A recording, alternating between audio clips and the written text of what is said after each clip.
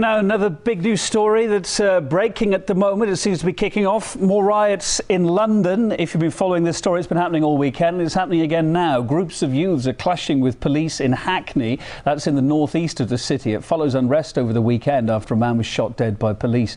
At least 35 police officers were injured, over 200 people arrested. Let's cross to RT's Ivor Bennett. He's in the British capital for us again to bring us up to date with the latest that you know, Ivor. What is going on there now? Well, rioting continues to spread across the city, and it's been going on all afternoon really, so it looks like the city's heading for a third night now in succession of unrest. And the area worst affected, as you mentioned there, is a district called Hackney in the northeast. It's about a few kilometres south of Tottenham, where the initial rioting took place on Saturday night. Now, the violence that we've seen today isn't as bad as it was on Saturday night in Tottenham.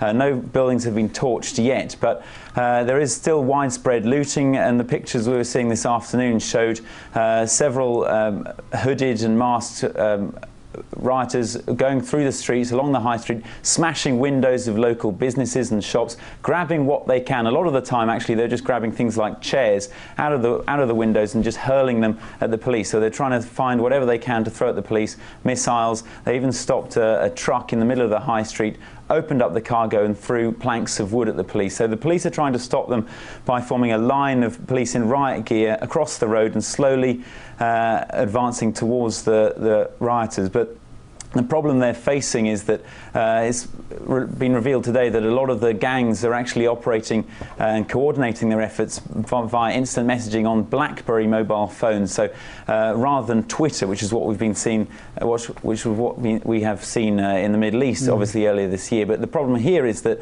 all this is private, and so the police actually can't track the movements of the groups, and so the groups of rioters are actually very mobile.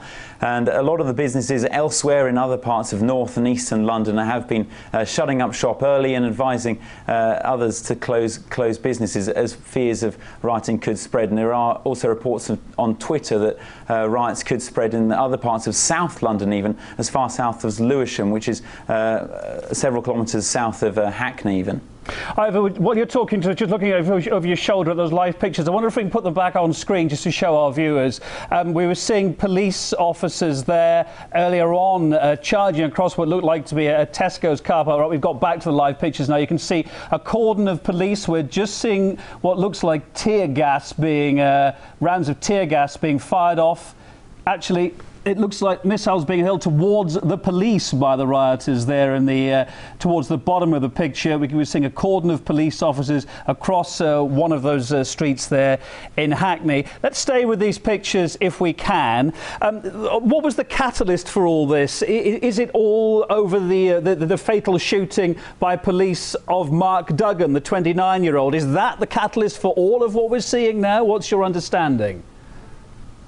Well, the general understanding today is that the violent scenes we're seeing now in Hackney, in the northeast of the city, it was actually sparked by a different event. That was a stop and search by police of a man in Hackney, and then he was later released without any charge, and that was the catalyst there. But it seems like people are on the edge, basically on the cusp of what a lot of police chiefs are calling opportunist theft and criminality. And that's what's been happening over the last 24, 48 hours even.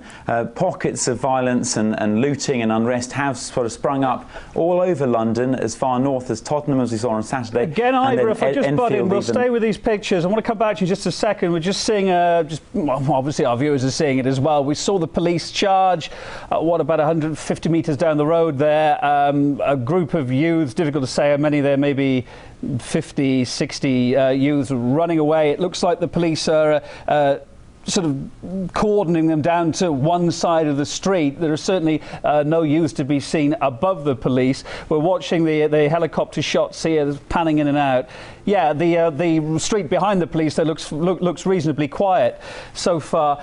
We also had some information in the last hour from Home Secretary Theresa May updating the number of people who have been arrested this evening. That number we're hearing now standing at 215 arrested in the London riots.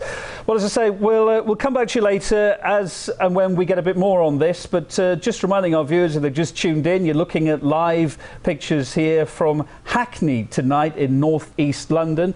There is ongoing rioting there. You're seeing these live pictures coming through. As soon as we get more information, we will, of course, bring you the details.